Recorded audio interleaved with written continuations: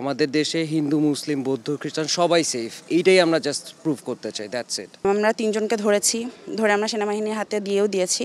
আমাদের বাংলাদেশে একটা রেপুটেশন খারাপ হয়ে গেছে কিছুদিন আগে, যে মসজিদ ভাঙছে, মন্দির ভাঙছে।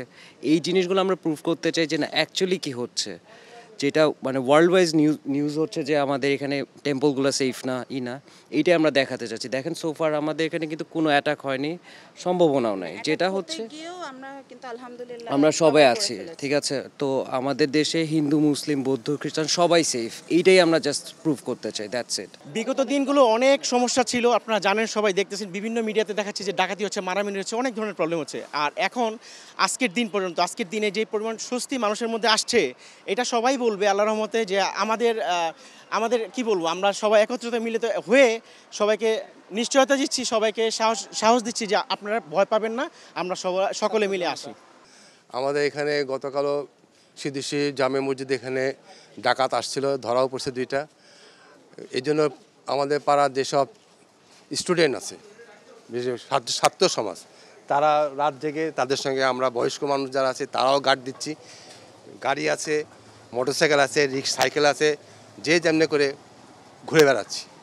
এই গলিতে এই গলি, ওই গলিতে ওই গলি, পুরা মহল্লে আমরা ঘুরছি। আমরা একটা নিরাপদের মতন বলয় সৃষ্টি করি যে কোনো বাইরের মানুষ এখানে ঢুকতে পারবে না, অপরিচিত ঢুকতে পারবে না। যেহেতু লটা এখন এস্টাবলিশড হচ্ছে না, ইন্টারিম গভর্নমেন্ট মাত্র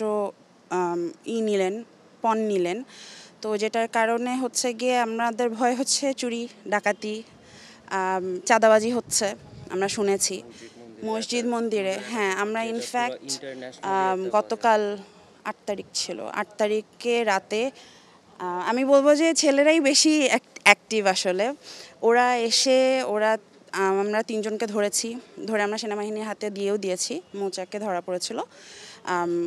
ছোট বড় স্কুল, সবচেয়ে অবাক লাগছে যে আমাদের স্কুল কলেজের বাচ্চারাও আসছেন, বাবা মারাও এটা করছেন, যে অ্যাপ্রিসিয়েট করছেন যে আমাদের জন্য যে ওরাও সেফ।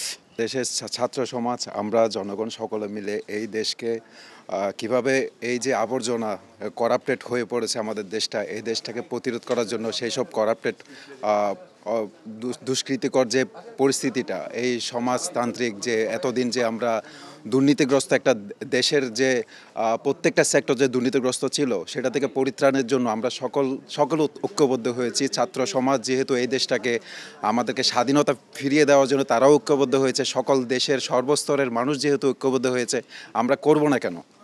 আমরা চাই যে আমাদের দেশের আবর্জনা দূর হোক। সেই ক্ষেত্রে আমরাও যদি একটু নিজেদেরকে কন্ট্রিবিউট করতে পারি, কাজের ক্ষেত্রে কোঅর্ডিনেট করতে পারি, তাহলে সমস্যা কোথায়? আমরা সকলে ঐক্যবদ্ধ হয়ে থাকতে চাই, কাজ করতে চাই।